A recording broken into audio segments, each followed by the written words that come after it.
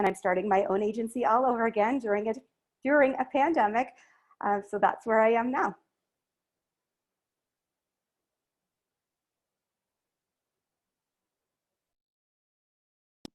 Lauren, you want to go next? I was going to say, you want me to go next? Awkward pause. Hi, everybody. My name is Lauren Bailey. You can call me LB. I'm really honored to be asked to be here. I grew up in tech as well, helping a lot of big technology companies compete with Dell. So I used to run a sales program for Compaq. Remember when they existed? And HP and IBM. I traveled the world training their salespeople how to sell direct. And my last corporate gig was with SAP, where I was in charge of their global training strategy, and again, got to take fabulous planes around the world until, frankly, I got sick of a bit of the boys club in corporate America, jumped out and started my own business 12 years ago. So I'm an entrepreneur, the founder of 3 brands now. You see 2 of them behind me. Factor 8, my first baby, is 12 years old, and we do training for frontline reps and managers, harking back to helping little Lauren and how lost she felt 20 years ago when I grew up in technology and running sales teams and being a seller. And then the other company I want to tell you about is Girls Club. We're co-sponsoring today. And Girls Club is a passion project of mine that's about helping change the face of sales leadership. So we're all about taking women who are already in sales and sales-related careers and helping speed up their promotion track.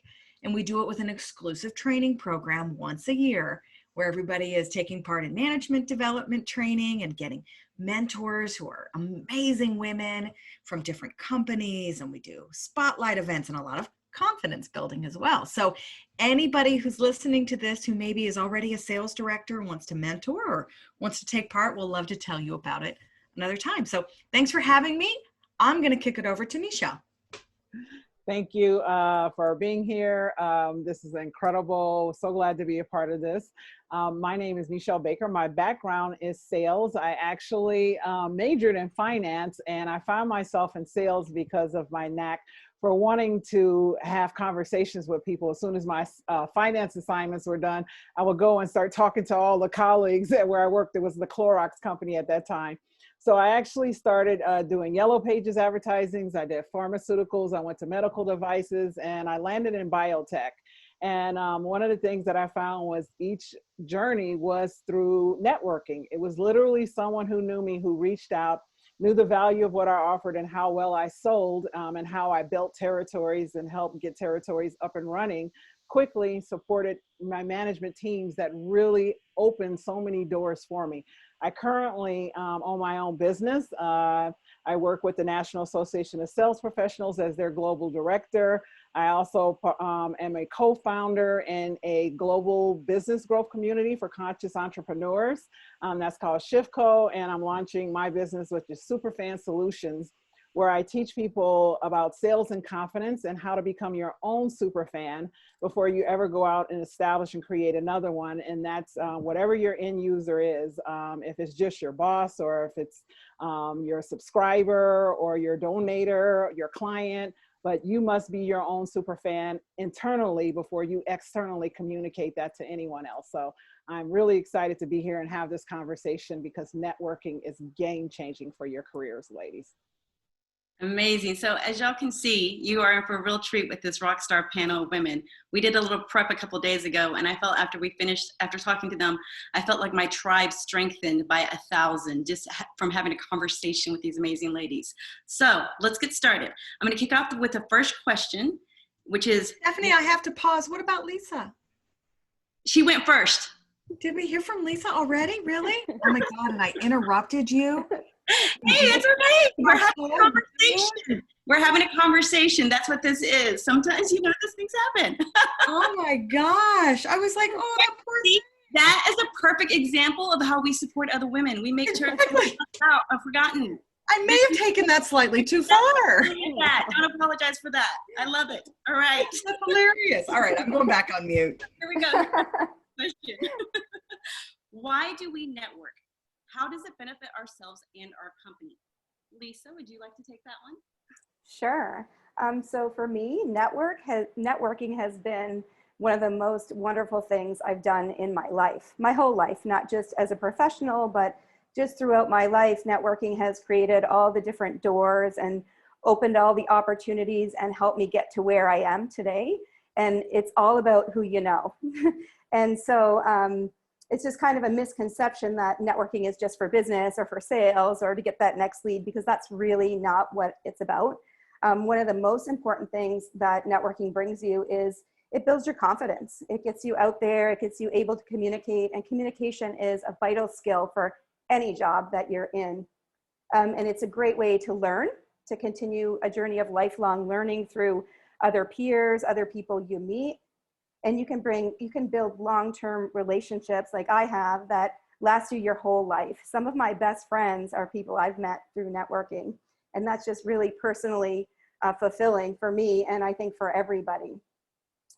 It also opens doors to future opportunities, whether they're for work, whether they're personal. But again, the saying, it's who you know, is really, really important, whether it's, you know, getting a promotion in your next job and knowing who the different players are in your company, or whether it is trying to get your kid into a different school. There's lots of ways that networking can, you know, really help you with that. And there's so much more personal growth in networking because you can learn so much. And as we sit here and talk about diversity, it really can expand you into meeting people you may never have met before. And now with this remote networking, I mean, it expands it even more because people, I guess, are expecting it. And it makes it easier, you know, to get your foot in the door to start networking. And for me, other people always inspire and motivate me. I'm an extrovert, but for those people who are introverts, you can still get that same kind of you can still get that same kind of inspiration and motivation by connecting with people over things that you've common interests in. So like if you're a developer, I mean, we all know developers are mostly introverts. They have the largest communities out there. Think about YouTube gamers.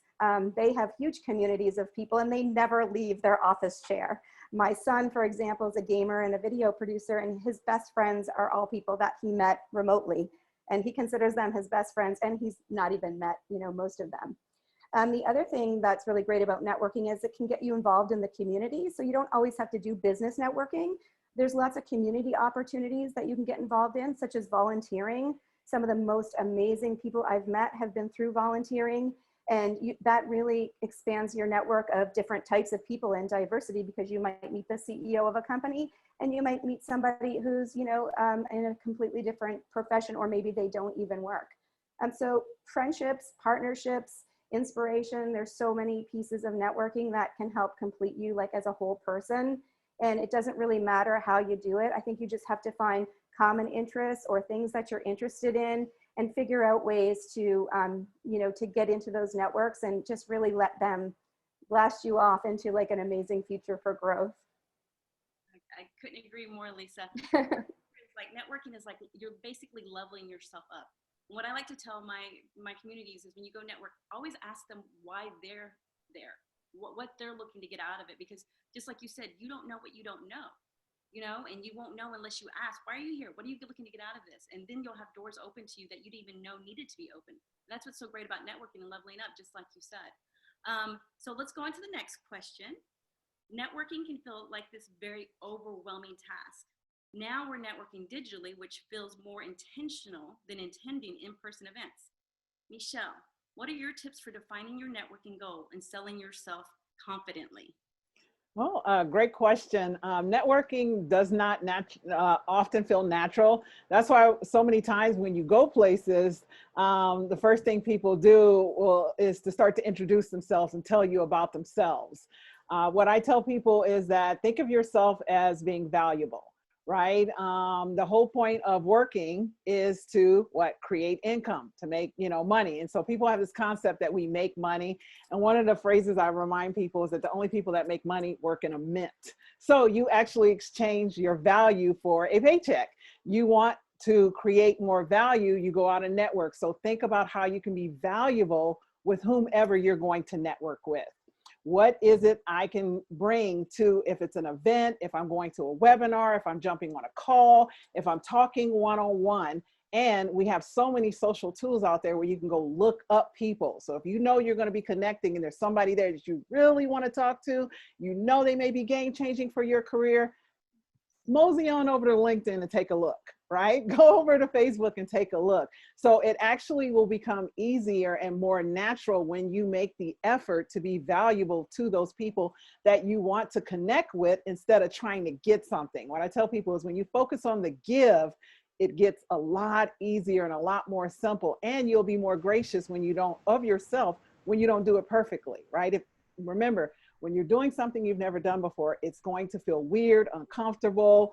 You're going to make mistakes, but your willingness to do it from a give place will make it a lot easier, and it will help with your career. People are more engaged with people who are engaged with them. The saying is, people don't care how much you know until they know how much you care. So showing up and being valuable is absolutely incredible to any networking event, anything you participate in, especially virtually now.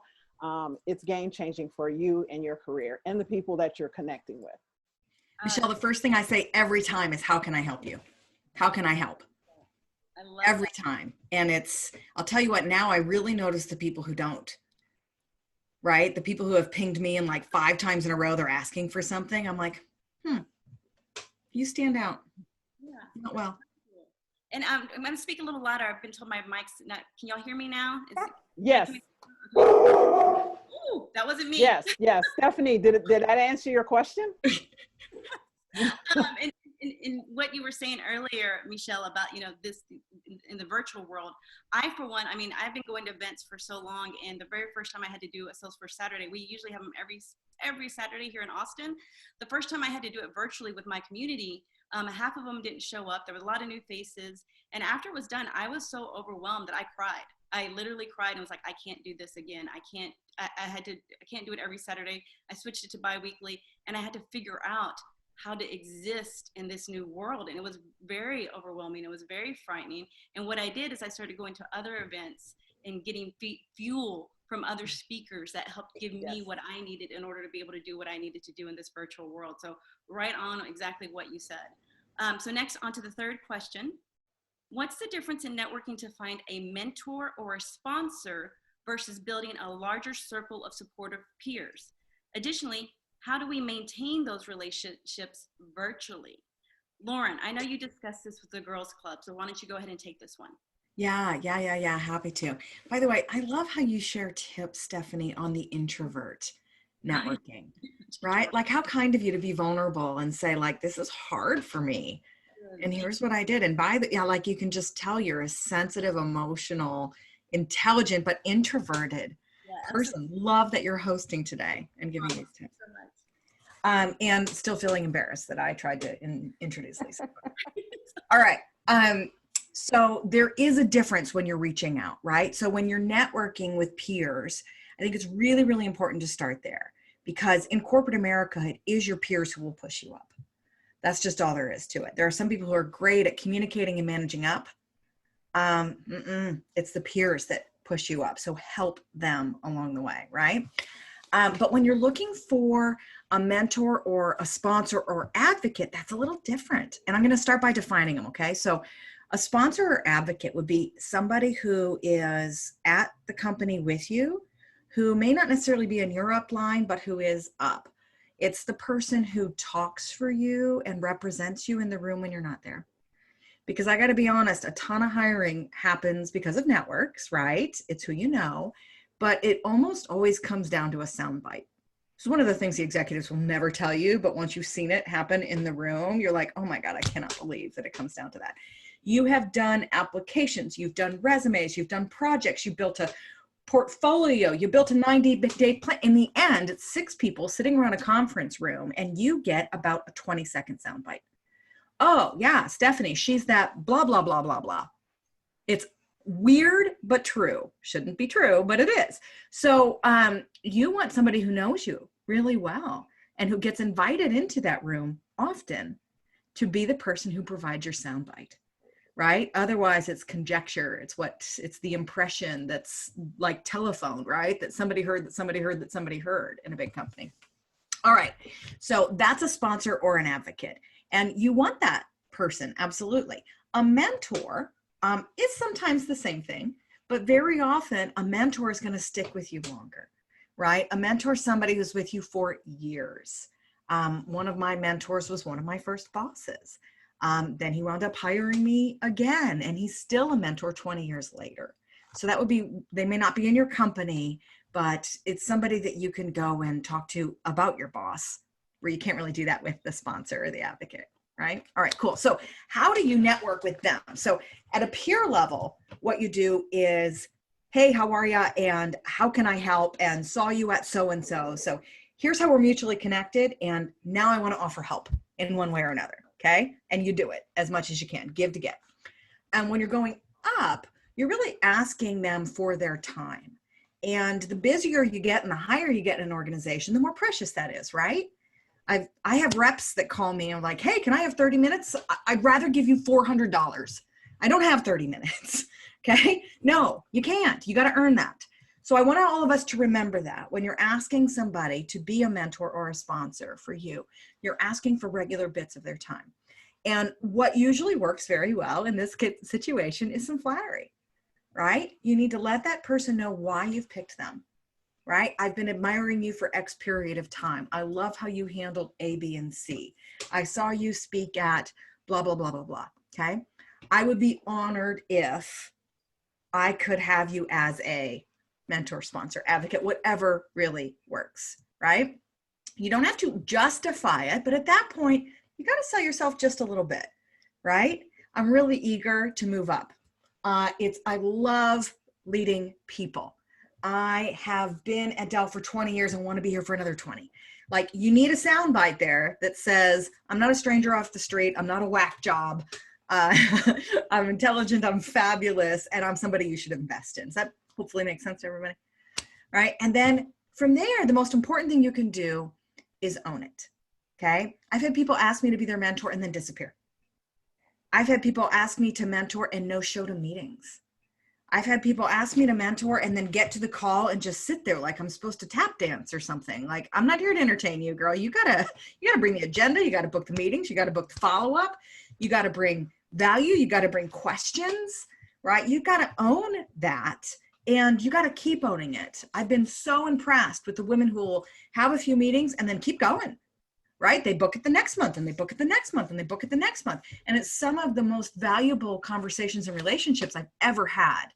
But it only kept going because they drove it, right? And they were compelling when they asked. I don't know. I hope that's helpful. Does that answer your question, Stephanie? Absolutely, Lauren. And I got to tell you, so many people will focus on the mentor and the sponsor piece, but I love how you really drove home the peer piece. That is huge. To me, it's almost even more important because, one, you're going to have more peers and they're in the weeds with you and they really know you and can point out your strengths and weaknesses. So don't miss that piece. Just like she said, the peer is just as important as a mentor and the sponsor part. And then also having the soundbite. For a long time, when I would introduce myself, I would just say where I worked and I wouldn't mention all the other things because I honestly felt like it sounded obnoxious and just didn't want to hear it. And then a great sponsor mentor, Christina Jones, who's an SVP at Salesforce, put me in touch with a coach who did some development of me. And she said, Stephanie, when people ask you who you are or what you do, what they're really saying is, why do you matter? And when she said that, a light bulb went up in my head. It was like, why do I matter? Well, let me tell you why I matter.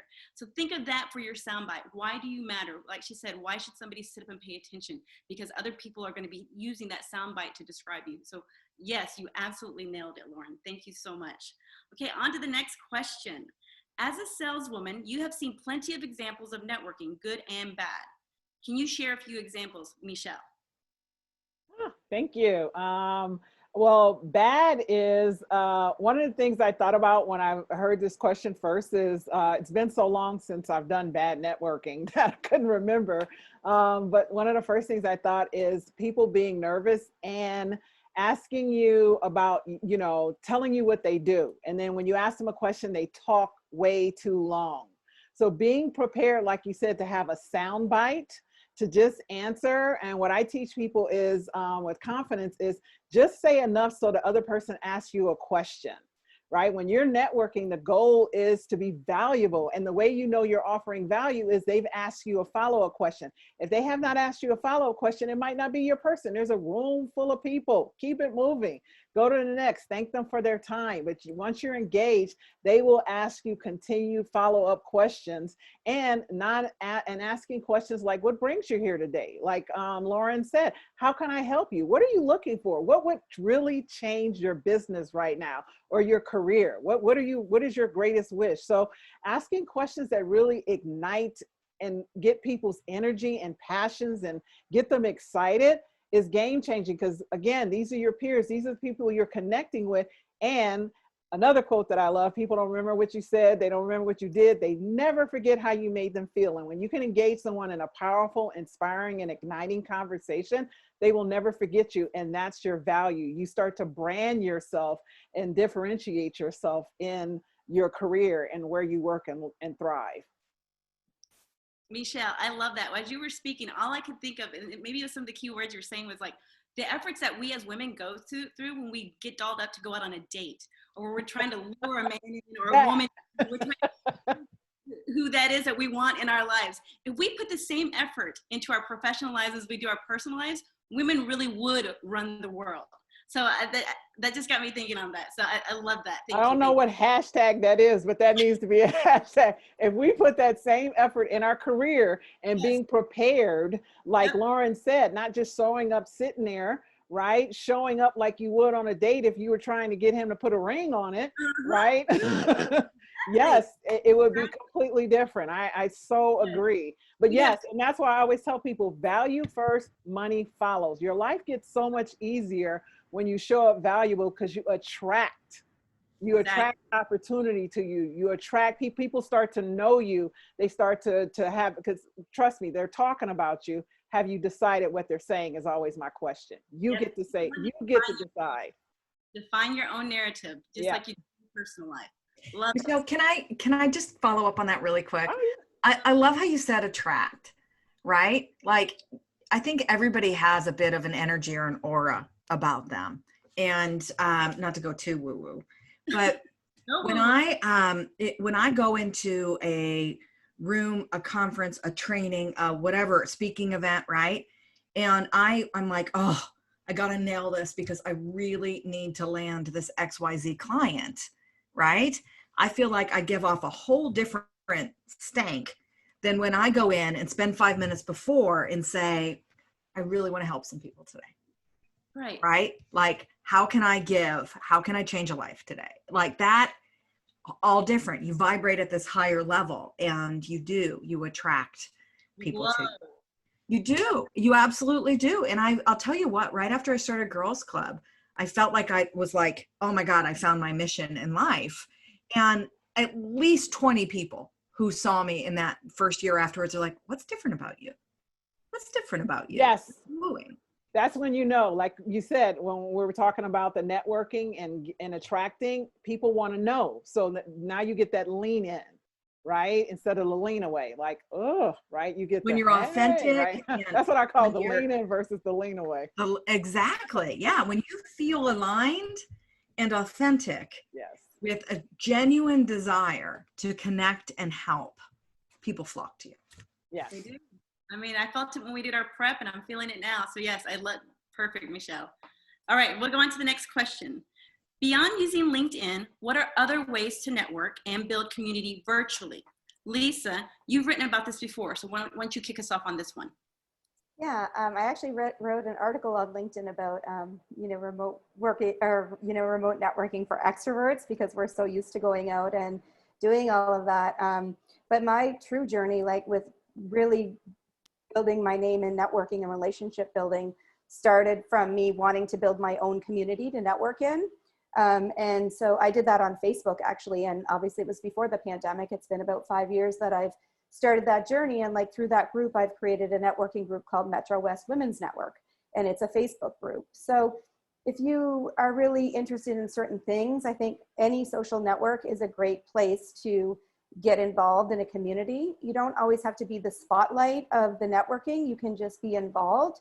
So whatever your expertise is and your interest is, you can just join groups that you really like and that are of your interest. It doesn't even have to be like a business networking. It could be knitting. It could be anything, because you're still gonna, you know, people in other businesses still knit. So whatever you love, get in there and, you know, be an expert, provide your insight, take insight, ask questions. And that's kind of a way to get your foot in the door, like with some of this online networking, especially like on Facebook. I feel like Facebook is a really great place to do networking because people are kind of on Facebook in their life, whereas like LinkedIn, like you're not really on there checking out your friends, you're more on there for business. So it can create more of an authentic network for you. I have 4,000 people now in that network, and it's a community that I run, and part of what I do is a job now. I never thought it would be that, so that's one way to do it. Another way to do it is to just collaborate with people, like what Lauren was talking about, getting a mentor. I once wanted this big CMO woman in Boston to be in my conference, and I knew some different people knew her and stuff like that. And so what I did was I asked her to speak. You know, I asked her to speak at the conference, and just through her coming in and me asking her, and that just showed her that I really thought she was an expert, and bringing her in, you know, she's become a little bit of a mentor to me through that. And that was like never the intention. I just really wanted her as a speaker. I couldn't believe she was even more receptive to being a bit of a mentor to me also. And even online communities for your local chambers. One thing I really believe in is local and getting involved in your local chambers. I don't care if you're a multinational business, you're still in a community. And those chambers right now are offering all different kinds of networking groups, and they're smaller. So you can get involved online at that level if you don't like social media. And, you know, just other ways to participate in online networking is watching like webinars like this and getting involved in the comments and seeing the cool people that are here and finding people you might want to network with, and then, you know, connecting with them on other channels like Instagram and Twitter or LinkedIn. That's a great way to start a lot of these conversations. And I think it just all starts with little conversations and figuring out, like, you know, what do we have in common? Are we good people to network together? Because one of the downfalls of networking is, you know, people kind of look at it like, I want to network with everybody, but you can't, because you can network with people and know who they are, but unless you really have a relationship with some of those people, it's really not that valuable. So what you really want to do once you start networking in these groups is start to build relationships with these people that you want to network with, figure out a way to manage your contacts, which Stephanie's probably got some great advice on that. And, you know, and as the relationships grow, you'll find places in your life, even remotely, where these people can fit into your life, or you can fit into their life, where they can add value to your life, you can add value to theirs. And so there's just like so many ways to do that online. And I couldn't cover them all, you know, right now, but definitely getting involved in some groups, some webinars, you know, podcasts, and finding out where you want to be and who you want to be there with, and getting your foot in the door to do that. And networking is a little bit less threatening than being a presenter. Like today, like Stephanie being that's not my strength.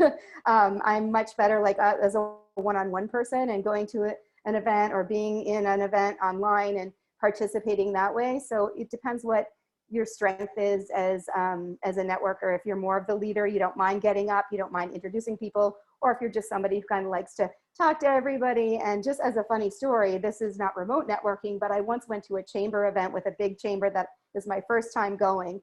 And it was a lot of bankers and insurance people and people that I don't normally network with, and a lot of men. So I brought my friend with me who owns another agency, and I asked him to be my videographer. So what I did was I went around and videoed everybody I met, and I made a little video for the chamber. And that allowed me to have a bit of an icebreaker with these people, because I would have no idea what to say to them. So pull some tools out of your toolbox, like be unique, try different things, like step outside the comfort zone that you're in. It's super fun. You have a lot of fun with it. You did great, Lisa. You hit all of them, Twitter and Instagram. Those are some of my favorite ones. And, you know, again, figuring this thing out virtually, panels, when you know, can you speak now? I'm getting so excited. Attend in these panels and these webinars, we can't see y'all. And so that is one part of doing this virtually that's hard for us. But I always love it after I speak on a webinar and I get a message on LinkedIn and somebody says, hey, what you said about this really resonated with me. Yes. Can I get 15 minutes? Can I get this or that of your time? And they give me a good reason. I will make time. So that's another way. When you attend a webinar that there's a panelist that really spoke to you, reach out to them on LinkedIn. Let them know. That is a great way to connect with them. These webinars have been eye-opening for me. Like one that I did that I was a speaker on was with a gentleman named Ryan Patel. And I would just like connected with him. I loved the way he thought. And so I reached out to him and said, you know, I'd like to pick your brain. You're an amazing speaker. And I told him, I said, you know, with this whole new way of living or doing networking, it's been really hard for me because my power has always been being in the room, physically being in the room. That's my power. If I'm in the room, I can connect, I can make things happen. I make introductions, I said, and that's been taken away from me. And that's been really hard. And he immediately said, Stephanie, no, that's what you think your power is. Your power is you. Wherever you are, whether it's in a room, virtually, on a phone, it's you. Y'all, that was like the best advice I'd ever gotten. And I spoke to, this was like a month and a half ago. So you never know. Lisa, you think you might not be a good moderator. You don't know. This is only my second time doing it. You just don't know. And that was like, you get great advice from people like that on panels and webinars. And I do know, Lauren, you wanted to add something to this, please. I just love where you guys were going with that. Like, can I be honest? Angela Gore, I know you now. You typed a question in, right? Like, speak up and ask a question. When you're connecting on LinkedIn, like you said, a little flattery goes a long way, right? And then you get an exchange from that and people will give you the time. I think that sometimes, and Michelle, you can talk to this better than me probably, but I think sometimes we lack confidence to do that. I know that when I first got a chance to be in the same room with some of the women I've admired through my career, who were like titans in my industry and authors, and I just was. I love that word, titans. What a beautiful. Yeah. I mean, I was fangirling hard. And when we fangirl, we feel about an inch tall. Can we be honest? Like, oh my God, that's Jill Conrath. Oh, I felt dumb, fat, and ugly all at once. And it right. And it was just like, what could I ever add? And what value could I? Right. And it's crap.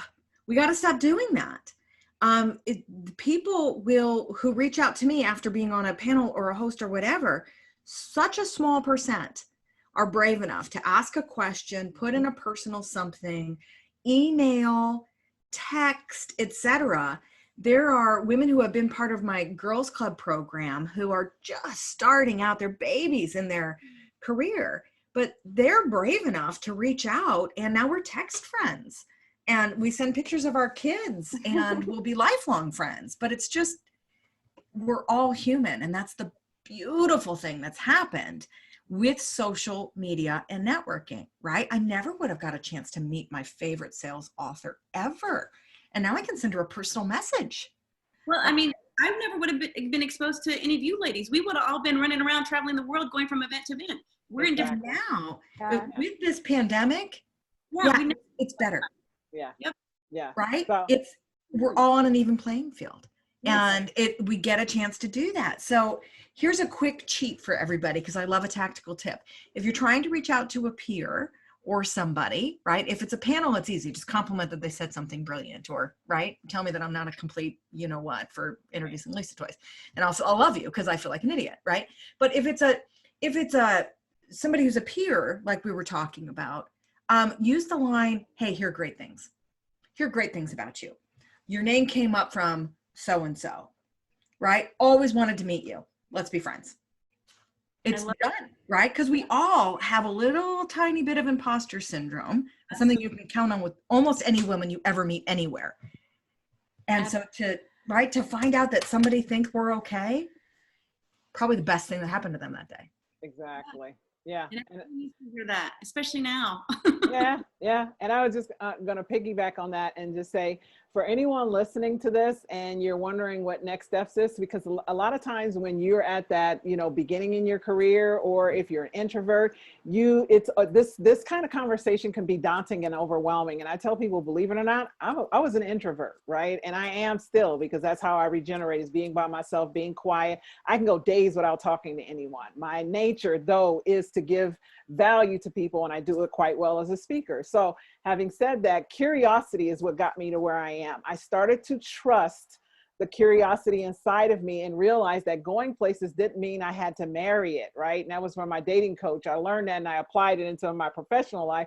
You don't have to marry him, just go on a date. I was like, oh, because as women, we go on one date and we already at the aisle, right? We already saying I do. We done picked out our bridesmaids, the dresses, like the flowers, right? Just follow your curiosity. If you think that you might want to go to that networking group, go. If you think you might want to attend that webinar, go. If you think you might want to read the book, start the book. If you don't finish the book, you know how many books I started and didn't finish? You know how many webinars I went to and left? You know how many, right? Follow your curiosity, because what you're building inside of you is the trust for the voice that's inside of you, and that's confidence in its essence. The stronger you can make that voice inside of you speak loud to you and guide you, the better and more incredible your life is, and the more attractive you become. Because so few people listen to their voice, you will shine like a diamond. Amen. Amen. Absolutely. You'll miss out on meeting amazing women like this. Yes, exactly. Follow the curiosity. Women, we are the greatest gifts to each other. So put yourself out there. Put yourself out there. We've got one last question. So due to social distancing, we've been pushed into a world of virtual networking. What are some of the new behaviors from 2020 that you'd like to see incorporated in once we enter into the next normal? Lauren, what would you like to see be adopted into a post-COVID world? All right. I love the humanness that's happened in COVID. I really do. I've worked from home for over 20 years. And like, I used to just sweat it on UPS, Amazon Day, right? You know, you're working your mute button like it's hot. Oh my God, they're going to know that I'm not in a corporate office somewhere. You know, fear, sweat, such crap. I love that that's all equal now, right? And I get to see everybody's backgrounds, and everybody is trying to figure out homeschooling and working at the same time. And we've all had fails, and I just love that. What's gone with that, and to be sad, it's already going away a little bit, is the actual empathetic human connection that's happening at the beginning of these calls. How are you?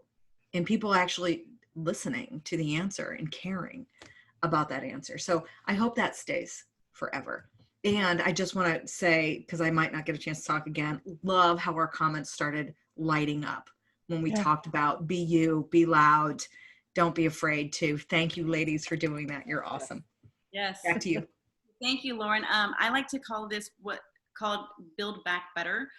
With my company, Computer Futures, we have our larger company, S3, and we're very fortunate to have Mark Dorman, who is our global CEO, lead with purpose and passion. And every week he has a leadership call, and they talked about building back better. How do we build back better? And so that has stayed with me, because like I said, this has been hard for me. I've been locked up in my apartment. I live by myself. It's like, I just want to get back to normal. It's like, no, I don't want to get back to normal. We need to figure out how to build back better. And it's just like you said, Lauren, it's that human component, and all of us caring about each other as human beings in the post-COVID world, and hopefully that stays. So I think we are at time it's time for questions now. So I don't know if Elizabeth, if you're going to jump in here or give us the questions, or do I need to go to the questions here? Guide me. Like I said, this is only my second time moderating, so bear with me. No worries, Stephanie. If you're able to, there is the Q&A box at the bottom. If you click that, it should open up and you can just read off the questions. Okay. There's the red bar next to it. So we've let me find a short one real quick. So I've got from anonymous attendee, as my CEO Mark Dorman always says, anonymous always gives us the best questions. Is there a sample list of questions that a mentee could and or should ask when meeting with a mentor? I can take that first since I was talking a lot about that mentor relationship. I think you should always start with learning someone's story, right? Like you be interested. You picked them for a reason. So let's get some history. Let's walk through career decisions and maybe be ready with one or two general, like, what did you learn most? What was the hardest transition? Which job did you like the best? Were you nervous when you went for a promotion? What general career advice do you have? And then after that first meeting, that I liked it best when someone would come to a meeting with me with an agenda. I mean, it doesn't have to be a typed out agenda, but like, listen, I'm really struggling with X, Y, and Z, and I want to ask your advice about it. And I have these 3 questions prepared. So start general and then go where you need the help. Follow your curiosity. Perfect. Thank you so much, Lauren. I'm going to get to the next question, so we make sure we get to everybody's questions. This is another one kind of in line with it. Again, anonymous with a great question. Thank you. For a sponsor, should I actively ask someone if they're willing to be my sponsor, similar like when I seek out a mentor? Anybody else want to take that? It's a really good question. Yeah, I'll shut up. Who's got advice on that? So the question again was, for a sponsor, should I actively ask someone if they're willing to be my sponsor, similar like when I seek out a mentor? I say yes on that. I'd love it if anybody else will pop in, right? And if sponsor sounds weird, you can say advocate or you can say mentor, right? And typically somebody that you work with who's going to sponsor and champion your career development.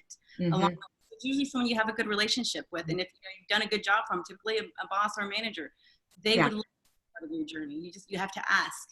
Yeah, I would agree. Asking a mentor, it's sometimes out of the blue. When you're asking a sponsor, it's probably you've been in a room with them before, and it's more like, could we do this again sometime? I loved your advice. I really admire you. Could we actually spend some time one-on-one in the next couple months? I'd love to pick your brain. Michelle?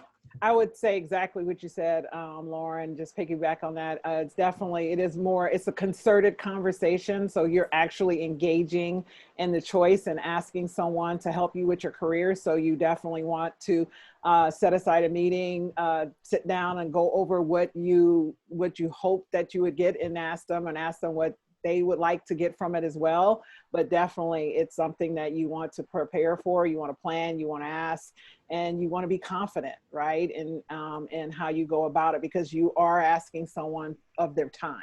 They're giving you time. And I tell people the most precious commodity we have to date is time. Nothing more valuable than time. So make other people's time valuable and will help your career always. I just want to add something to this because I'm not in corporate and I was in corporate for a very short time. But when I was looking for mentorships for my agency, basically what I did was create a community of mentors. So I didn't just have one mentor. I was able to have various mentors so that I wouldn't take up like too much of anybody's time. And then what I did was, I really created a community of those mentors for each other. So, so that was kind of cool. So, and again, it was kind of built on a community. And so sometimes if it's more than one person that they're mentoring, it can kind of go a lot farther with a lot less time and a lot less commitment. So that was something that worked for me when I was growing my agency. Wonderful, thank you. And then we've got one last one from Angela Gore. Can you provide an example of sound bites? So I'm thinking that's from what Lauren was talking about earlier about introducing yourself. One thing that I will say that what has always worked for me is because this needs to be personalized, so that your authentic self comes out, is ask your peers, ask people that you've worked with and managers to give you feedback on your strengths, on your qualities, and then that way you can pull from that. And in addition to any sound bites that Lauren might give you, so that you're really personalizing it, and because that's what people are going to connect with is you. Yeah, I love that. So there's 2 different levels or versions of a soundbite. One is what you say about yourself, but the other is what they say about you, right? When they're in the room and you're not, and you don't have much control over that except for what your peers think about you. Back to our first comment, right? So the soundbite of what happens in a room when you're not there is like, oh yeah, Stephanie, she's that Salesforce wit lady who does conferences. Mm-hmm. Like, right? Like, it's just like the random stuff that you remember 6 months later about, like, oh, Michelle, yeah, she's a speaker. She's all about confidence, I think, right? Yeah. Right? So you'd be like, oh yeah, LB, she's that loud one. So that's So days ago, Lauren saw me. She's like, I know you. And I was like, Random. she's like, Nashville. I was like, yes, yes. yes, yes. So I was going to say, one of the things that you can do is, if you do have a network of people or people you know, like, and trust, that KLT, we call it, you actually ask them, or you can post this on social media, describe me in one word. And that's something that I do periodically, right? And it just to validate I'm still on track. It never varies far from who I know I am. And yes, again, the value and how you interact and network with people, that creates the soundbite. So when they're in the room and you're not there, generally, because my 2 words are igniting confidence, people get really excited when they talk about me when I'm not there. And I've been told that quite a few times. Like, we talked about you, you weren't even there, and we were all jacked up. Right? That's the light you shine with. So the way you can pull that out in a soundbite that's not awkward, right? Because everybody has an elevator pitch. Hi, I'm Lauren. We help sales training company, blah, blah, blah, blah, blah. Nobody likes that crap, right? And so especially when you're introducing yourself to peers or on LinkedIn or in this virtual world, just say something you're passionate about, right? Hey, I'm Lauren, and I'm all about helping women get to the next level, right? Let me know if there's anything I can do to help you. That's a great soundbite. Who wouldn't want to know that? A lot of dudes actually don't care much about that. But that gets the lean in, because people will ask you, Lauren, I'm certain you often get, oh my God, tell me more about that, right? They forget who they are because they're engaged in you, and it creates such a you know, rich conversation from that point. Or they don't, and they don't give a damn, and it's fine. And then you move on, right? Next. But it wasn't like, I'm Lauren, and I'd like you to spend your sales training dollar with me. It was Lauren, and I care most about, I'm passionate about, I get hyped up about. And then they know to put me in that box. Oh yeah, women's stuff, confidence stuff, promotion stuff. That's right. Waste your time with people who don't see you. The world is full of too many people who need you, who need what you offer. And sometimes there are going to be people out there that don't need what you have to sell, and that's okay. Focus your energy on those who see you and need you, and you will be so much happier. And let your freak flag fly. I love it when people are like, hi, right? I'm Stephanie. I like French bulldog better than my husband, and I knit. Well, that is completely random, and I'm happy to know that. Thank you. You're different. I remember that. Exactly. There aren't any more questions, so I want to make sure I want to give each of the panelists an opportunity to say one last closing remark, and then I'll wrap up and hand it off. So, Lauren, why don't you get us started, since you're on a roll right now? It's finally my turn to talk, and I literally have nothing to say. Join us in Girls Club if you're sales related. Right? Come find us at wearegirlsclub.com.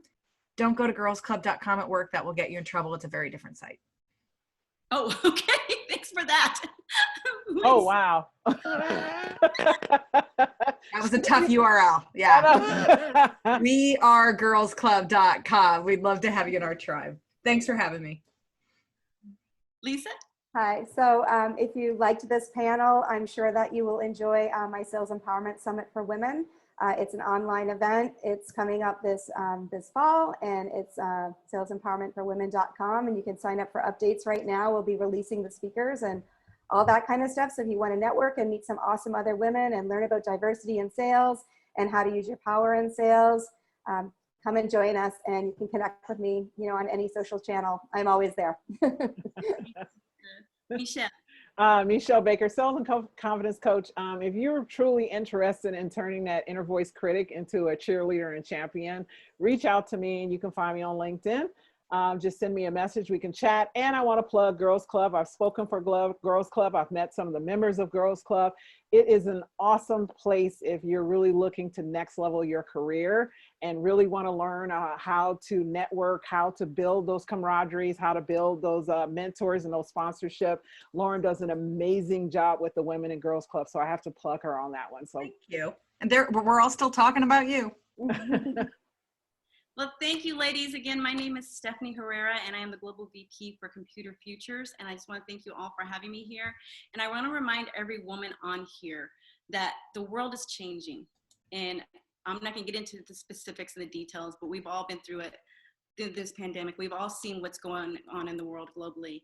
And we need each and every one of you women to stand up and let your voice be heard and get involved. You've gotten great advice from all these women here.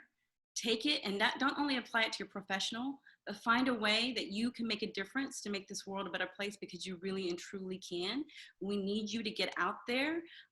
There's change to be made, and we need to take advantage of this. So I'm going to wrap up with two of my favorite quotes from two of my favorite action leaders, since this is the Dell Women in Action group. I love that name. So two of my favorite quotes for each of you women on here. First one is from Maya Angelou. My mission in life is not merely to survive, but to thrive, and to do so with some passion, some compassion, some humor, and some style. And that is my wish for all of you ladies on here. And then the last one is from Martin Luther King Jr. Life's most persistent and urgent question is, what are you doing for others? Thank you.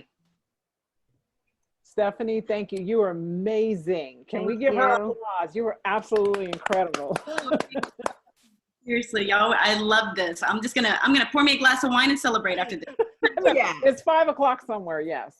No judging. A no judgment zone here. That's right. Yeah. Yeah, thank you again, all the speakers, for joining us. I know we just gave Stephanie a round of applause, but go ahead and give each of y'all selves a round of applause. I love the accessibility of the digital events. I love that, you know, we can bring in people from Boston and Arizona and Austin together all in one place without having to hop on a plane. But I do miss being able to, you know, hug and shake hands after the event. So everyone, you've learned a bunch of remote networking tips. Don't let, you know, the fact that we can't have in-person events stop you from networking, prevent you from being able to get that next promotion. We know as women, our promotion velocity is not as strong as men. So let's combat that. Let's fight this. Let's help each other, stay connected, keep learning, and, you know, make this just a habit that we take into our everyday life. You shouldn't have to see that someone isn't in your city or isn't in your industry to not reach out. So again, thank you so much for Delts for having us. We'll be sending out a recording. I'll be sending out all the resources. We have lots of them from this webinar. So have a wonderful rest of your day. Everybody, thanks. Virtual hugs. Thanks, Elizabeth. Thanks, everyone. Really appreciated it. Oh, this is so fun. Diana, take care. Thank you. Thank you, ladies. All right, perfect. All right.